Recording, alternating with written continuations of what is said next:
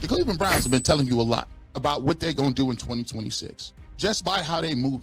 And a lot of people is coming around to this now. A lot of people is coming around to this, right? What are we going to do in 26? Well, they're telling you in this coaching search. They've told you in what they did after the season when Andrew Berry spoke and Jimmy Haslam spoke. But this is a conversation on 92.3 The Fan. I believe Emory Hunt was on with Jonathan Peterlin and Nick Wilson.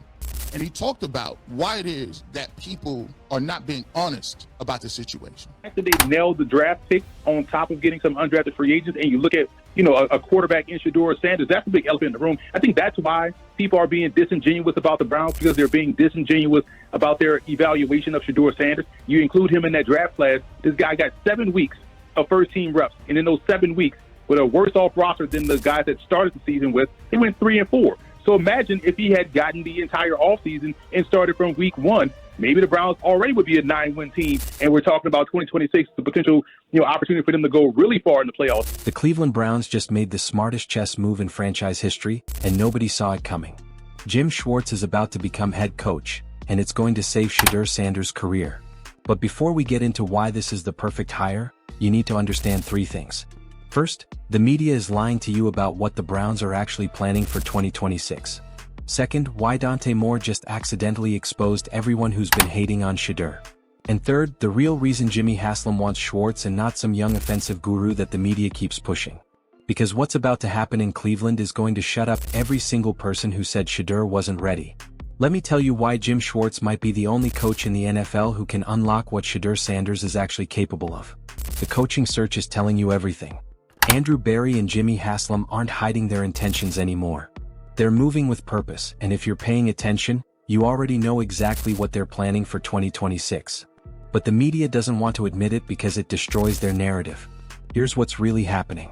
The Browns are giving second interviews to Jim Schwartz and Todd Monken. Not some flashy college coach. Not some offensive coordinator from a random team who's never been a head coach before. They're interviewing proven NFL minds who understand exactly what they're walking into. And here's where it gets interesting. Jim Schwartz already knows this roster. He already has relationships with Myles Garrett and Denzel Ward, 2 of the most important defensive players on the team. He's been in the building all season watching how the offense was deployed, watching how Kevin Stefanski mismanaged the quarterback situation, and watching Shedeur Sanders prove everyone wrong down the stretch. But here's what nobody's talking about. Schwartz has a strong enough personality to end all the media circus nonsense that's been plaguing this franchise. All those gotcha questions at press conferences? Done. All those attempts to create quarterback controversies? Not happening. All the bait designed to turn the locker room against each other? Jim Schwartz isn't playing those games. The media doesn't want Schwartz because he's going to shut them down. They want a young, inexperienced coach they can manipulate and pressure into making emotional decisions. They want someone they can ask 1,000 questions about Deshaun Watson versus Shedeur Sanders and watch them squirm. But Schwartz? He's been around too long for that. And it gets worse for the Shedeur haters. Remember all the noise about Dante Moore possibly being available if he declared for the draft? Everyone was screaming that the Browns should draft him 2nd overall and move on from Shedeur. The draft experts were putting him in their mock drafts to Cleveland. The talking heads were saying Moore was the answer. Then Dante Moore came out and said he's going back to school. You know why? Because he needs more reps. Let me say that again.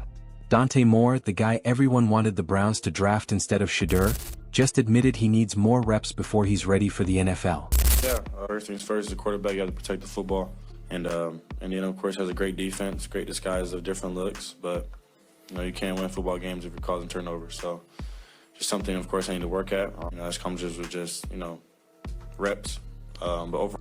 What? What did he say? He said reps. Hold on. Let me see if I got to. Did he say what I think he said? That comes just with reps. But overall, they were the great Indiana defense, great defense coordinator. But at the end of the day, we beat ourselves. Yeah, and ultimately, there were moments where we had success offensively. But obviously, when you have the takeaways, you start off with a pick 6, you get in a little bit of a hole, you probably start to press a little bit.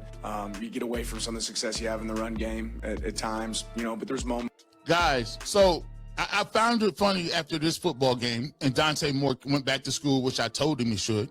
I find it funny that there wasn't a bunch of people on the internet talking about he's running backwards, taking sacks. There wasn't a bunch of people on the internet talking about he's a turnover machine. No. See, those things only matter when we talking about one quarterback. Those things only matter when the interceptions and turnovers and the EPA and all that good stuff. They ain't mentioned the EPA ever for no other quarterback except Shedeur Sanders. But here's the part that exposes the entire anti-Shedeur agenda. When Dante Moore says he needs reps, everyone nods and says that's smart, that's mature, that's what a developing quarterback should do. But when people talk about Shedeur not getting enough reps in the preseason and early in the season, suddenly it's excuses and whining and his fanbase being delusional. Moore literally said in his post-game interview after the playoff loss that he needs to work on protecting the football and that comes with reps. He threw multiple interceptions against Indiana. He took sacks running backwards. The turnovers were a massive problem. But where's the internet mob saying he's a turnover machine? Where are the advanced stats nerds pulling out EPA numbers and saying he's terrible? Where are the blogs writing article after article about how he's not NFL ready? Those criticisms only exist for one quarterback. Those standards only apply to Shedeur Sanders. Everyone else gets the benefit of the doubt, gets praised for being a work in progress, gets credit for needing development time. Shedeur goes 3-4 in 7 starts with a worse roster than the team had at the beginning of the season, and people act like he failed. Dante Moore throws picks in the playoff and admits he needs more reps, and people say he's being realistic and smart. The double standard is insane. And it proves what Emory Hunt said on the radio. People aren't being honest about their evaluation of Shedeur Sanders because they've already decided they don't want him to succeed. Now that Dante Moore is off the board, you're seeing these same people scramble. They're trying to dig up Drew Aller, who hasn't done anything impressive in college. They're talking about Mac Jones and Malik Willis like those are serious options. They're suggesting Dillon Gabriel should be in the quarterback competition again. Stop it. Just stop. The Browns have already shown you their hand. Shedeur Sanders is the guy for 2026. Andrew Berry said it without saying it when he talked about seeing progress in Shedeur's playmaking ability, accuracy, and mobility. The coaching search is designed to find someone who can develop him, not replace him. And that's where Jim Schwartz becomes the perfect fit. Think about what Schwartz brings to the table. He's a defensive-minded coach, which means the Browns' elite defense stays elite. He's worked with elite quarterbacks before in his career. He knows how to manage a locker room with big personalities and veteran players. And most importantly, he's already seen Shedeur up close and knows what he's capable of. Schwartz watched Shedeur lead the Browns to back-to-back wins to close out the season. He saw the poise, the accuracy, the leadership. He saw a rookie quarterback playing behind a terrible offensive line with limited weapons and still finding ways to make plays. That's valuable information that an outside candidate wouldn't have. Now imagine Schwartz as head coach with someone like Tommy Udinski as offensive coordinator. Udinski just helped Jaden Daniels have one of the best rookie quarterback seasons in NFL history. He's an offensive coordinator who designs creative play concepts and puts his quarterback in position to succeed. Pair that with Shedeur's quick release, accuracy, and processing speed, and you've got a legitimate offense. This is the combination that makes sense. Schwartz runs the team and keeps the defense dominant. Udinski designs the offense around Shedeur's strengths. And Shedeur finally gets the coaching staff that actually wants him to succeed instead of sabotaging him. But let me address the elephant in the room that everyone keeps bringing up. Deshaun Watson. People are losing their minds about Watson being on the roster in 2026. They want the Browns to cut him, eat the cap hit, and move on. They're acting like keeping Watson on the team means Shedeur can't start. Here's what they don't understand. This is business, not emotions. Watson's contract is a financial tool. The Browns can restructure it, spread the cap hit over multiple years, and create space to sign other players who actually help the team win. Cutting Watson would give them an $80 million dead cap hit in one season. That money can't be used to improve the offensive line, sign receivers, or bring in defensive help. Keeping Watson on the roster as a backup makes perfect financial sense. He's been a professional about the situation. He's mentored Shedeur. He's not causing problems in the locker room. And if the Browns need him because of injury, he's there. But more importantly, his contract gives Cleveland the financial flexibility to build a better team around Shedeur. This is chess, not checkers. Jimmy Haslam and Andrew Berry are playing the long game while everyone else is reacting emotionally. And here's something else people aren't considering. The NFL is a syndicate. Owners talk to each other. They coordinate on things that benefit the league as a whole. The Watson situation was always going to play out this way.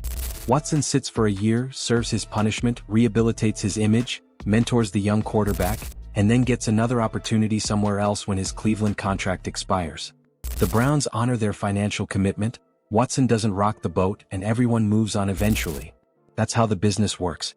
But while all that's happening behind the scenes, Shedeur Sanders is starting week 1 in 2026. That's the reality. The Browns aren't drafting a quarterback with their 6th overall pick. They're not trading up. They're not signing some veteran off the street. Shedeur is the guy, and the new coaching staff is being hired to develop him. Jim Schwartz gives them everything they need. He's got the personality to handle the media. He's got the defensive expertise to keep that side of the ball elite. He's got relationships with the key players already in the building. And he's seen firsthand what Shedeur can do when given a real chance. People keep saying Shedeur only got to play because Joe Flacco got traded and Dillon Gabriel got hurt. Like he should be grateful for the opportunity and stop complaining about not getting a fair shot.